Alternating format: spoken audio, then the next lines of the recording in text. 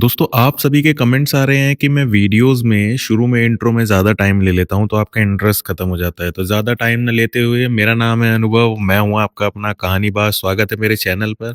जिसने ये वीडियो नहीं देखी है, पहले इसका फर्स्ट पार्ट देख लीजिए, तभी ये पार्ट इसका समझ आएगा। ये है पार्ट नंबर 2। कहानी चल रही है रज्जो की। मैं आपको थोड़ा-सा इसका बैक का डिस्क्रिप्शन दे देता हूँ, कहानी में अभी तक क्या चल रहा था। जो कि सुदीप, अनवर और रज्जो के ऊपर है। अनवर और सुदीप रज्जो के साथ जंगल में उसकी कुटिया तक वापस आए हैं, आराम करने के लिए। रज्जो उनको कैसे न कैसे बहला-फुसला कर अपने साथ ले गई। रात को वो सोते हैं और सोते-सोते सुदीप की रात को आँख खुल जाती है। सुदीप क्या देखता है कि जंगल में किसी की मंत्र पढ़ने की आवाज़ आ रही है और ये मंत्र कोई औरत पढ़ रही है।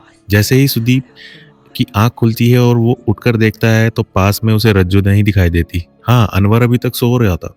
जैसे ही सुदीप ने एक दिया उठाया और कोशिश की बाहर जाकर देखने की कि हो सकता है कि कोई बाहर जानवर हो, तो मैं एक बार बाहर निकल कर देख लूँ। जैसे ही वो बाहर निकल कर देखता है तो उसके सामने जो नज़ारा था, उसकी आँखें खुद में विश्वास नहीं कर पा रही थीं। देखकर उसके अंदर जो डर था वो बाहर आ गया। उसके पैर जम गए, उस पर चला नहीं जा रहा था, बोला नहीं जा रहा था, ऐसी उसकी हालत हो गई थी।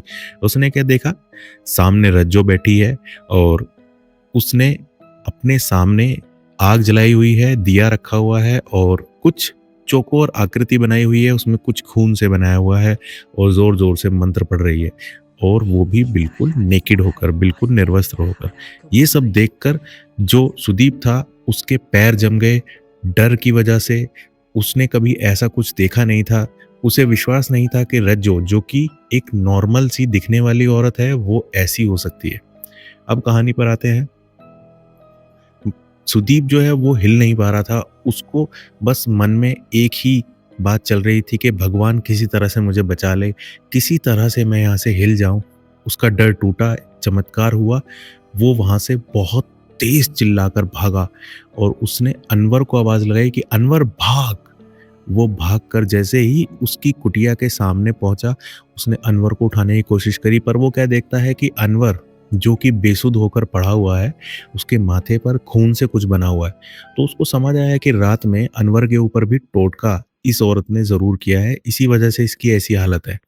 इतने में रज्जो की भी ध्यान टूटा और उसको पता चला कि ये तो सुदीप की आवाज़ है। जैसे ही वो भागी, उसने क्या देखा कि सुदीप, जो कि झोपड़ी के दरवाजे पर खड़ा है और अनवर को उठाने की कोशिश कर रहा है, वो रज्जो को देखकर और ज़्यादा भयभीत हो गया। रज्जो उसे पकड़ने के लिए भागी, बट सुदीप उसके हाथ ना आ सका। सुदीप वहाँ से भागा जंगल की तरफ और रज्जो जैसे-तैसे कर कर झोपड़ी में गई और अनवर को पकड़ने की कोशिश करी। अनवर पर अभी भी हिला नहीं जा रहा था, बट उसकी आँखें खुल चुकी थी।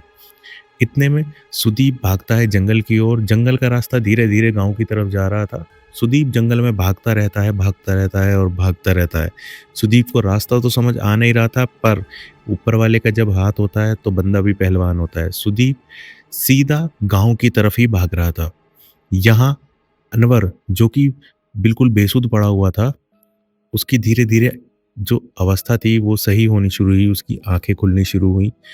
इतने में सुदीप भागता हुआ गाँव की तरफ जाता है और गाँव के सरपंच को गेट खोलकर बोलता है कि हमारी मदद कीजिए। सरपंच भी बड़े आश्चर्यचकित होकर आता है, कहता है कि पत्रकार साहब, आप तो कल मिले थे और आपका दोस्त कहाँ है? और जंगल की तरफ से इतनी बेसुध हालत में, इतने डरे हुए, क्या बात है?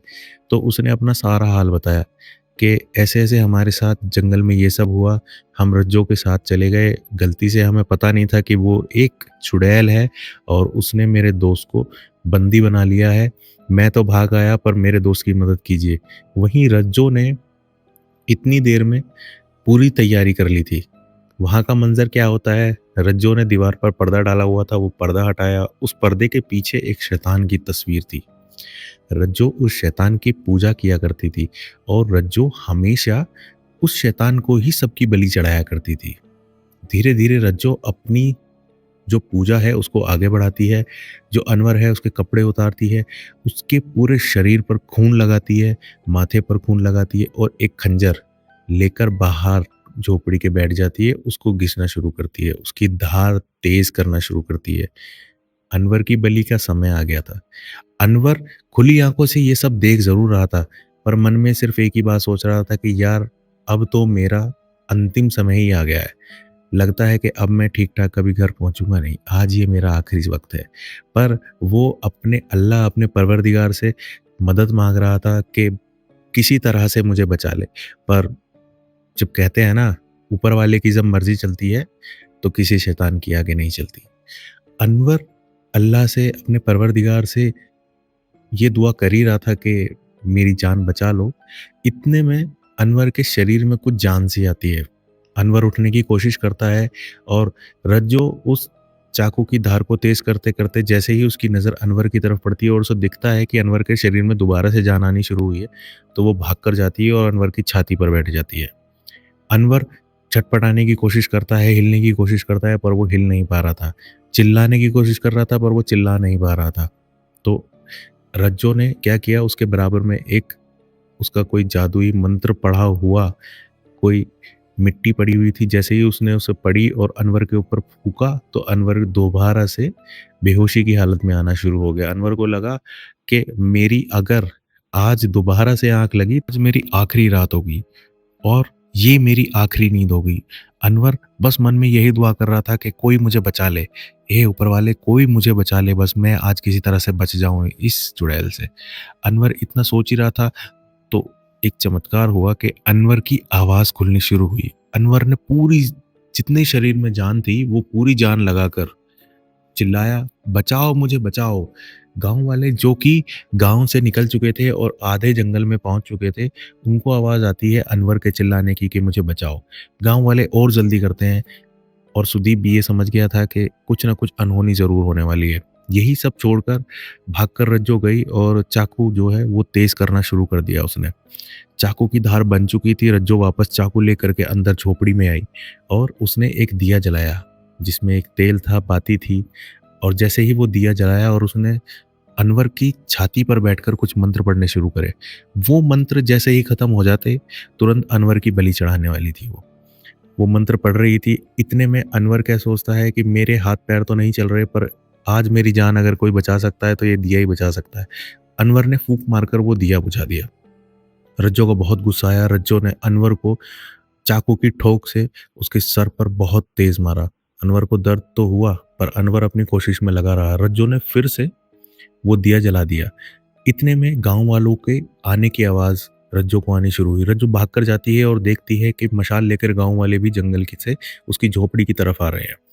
अब रज्जो जल्दी करती है, वो सोचती है कि मैं ये बलि चढ़ाकर जंगल में भागकर जाकर छुप जाऊँगी, तो मेरा कोई कुछ नहीं बिगाड़ पाएगा। इतने में रज्जो झोपड़ी के अंदर आती है, वो क्या देखती है, अनवर की एक हाथ की उँगली चलनी शुरू हो गई है और उसने उससे वो दिया गिरा दिया है। जैसे ही वो दिया गिरता है, वो तुरंत टूट जाता है, क्योंकि वो मायावी शक्तियों से बना हुआ था। जैसे ही वो दिया टूटता है, तो रज्जो को बहुत गुस्सा आता है। उसने सोचा कि आज ये बलि तो नहीं चढ़ेगी, पर ये ज़रूर मरेगा। जैसे ही रज्जो उसे मारने की तरफ भागती है, तो वो क्या देखती है, गाँव वाले उसकी झोपड़ी के पास आ गए हैं, बहुत पास आ गए हैं। रज्जो सोचती है कि इसे मारने की बजाय आज मैं पहले अपनी जान बचा लूँ। उसको लग रहा था कि आज मुझे कोई नहीं बचा पाएगा। रज्जो भागती है जंगल की तरफ। गाँव वाले सब मिलकर उसको घेर लेते हैं, उसको जाने नहीं देते।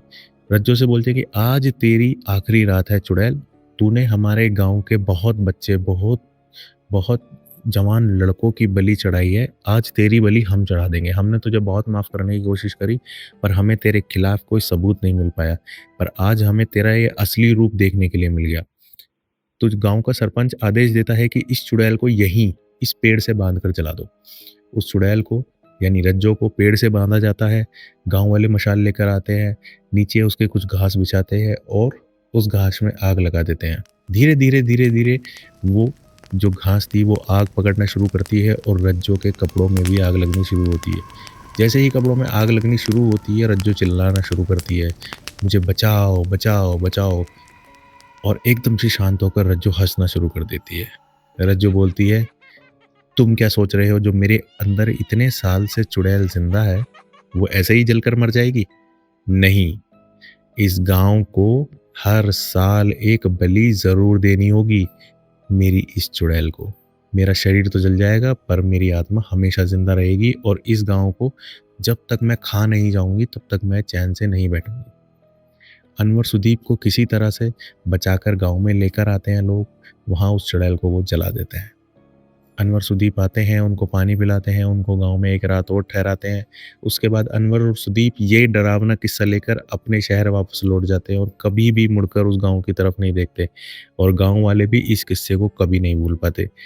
पर एक बात ज़रूर है, रज्जो हर साल उस गाँव में आती है और उस गाँव के एक जवान इंसान की बलि लेकर जाती है और कहते हैं रज्जो आज भी उस गाँव में आती है और एक इंसान को अपने साथ लेकर चली जाती है।